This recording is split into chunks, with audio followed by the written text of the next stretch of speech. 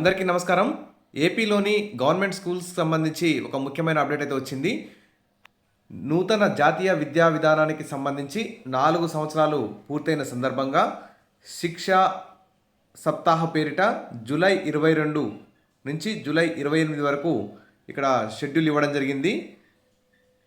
July 22వ తేదీన బోధనాభ్యసన సామగ్రిని ప్రదర్శించాల్సి ఉంటుంది. తర్వాత జూలై 23వ తేదీన ఎఫ్ఎల్ఎన్ డే నిర్వహించాల్సి ఉంటుంది. జూలై 24వ తేదీన స్పోర్ట్స్ డేని నిర్వహించాల్సి ఉంటుంది. జూలై 25న కల్చరల్ డేని నిర్వహించాల్సి ఉంటుంది. ఇక జూలై 26న స్కిల్లింగ్ అండ్ డిజిటల్ ఇనిషియేటివ్స్ డేగా నిర్వహించాల్సి ఉంటుంది. ఇక జూలై 27, 2024న పర్యావరణ క్లబ్బులను ఏర్పాటు చేయాల్సి ఉంటుంది. అదేవిధంగా స్కూళ్ళలో 35 చెట్లని నాటించాల్సినటువంటి అవసరం ఉంది. ఇక డే 7 జూలై 28 రోజు కమ్యూనిటీ మొత్తం, ఆ గ్రామంలోని కమ్యూనిటీ మొత్తం పిలిపించి విద్యార్థుల తల్లిదండ్రులు అందరినీ పిలిపించి సహపంక్తి భోజనాలు చేయాల్సినటువంటి అవసరం ఉందని ఇక్కడ ఏపీ ప్రభుత్వం అయితే ఆదేశాలు జారీ చేసింది. ముఖ్యంగా ఇది నూతన జాతీయ విద్యా విధానానికి 4 సంవత్సరాలు పూర్తయిన సందర్భంగా ఈ స్కూళ్ళకి ఈ ఆదేశాలు అయితే రావడం జరిగింది.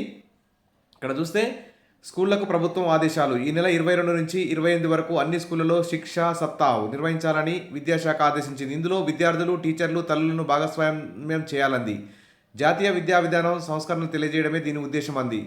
జూలై 22న బోధనాభ్యసన సామగ్రిని టీచర్లు ప్రదర్శించాలని, జూలై 27న అమ్మలతో కలిసి విద్యార్థులతో 35 మొక్కలు నాటించాలని, జూలై 28న విద్యార్థులతో కలిసి సహపంక్తి భోజనాలు నిర్వహించాలని డిఓలకు ఏపీ ప్రభుత్వం అయితే ఆదేశాలు జారీ చేసింది.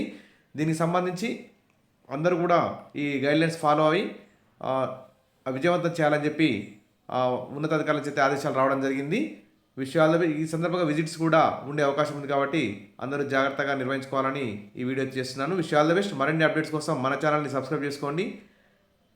Thank you.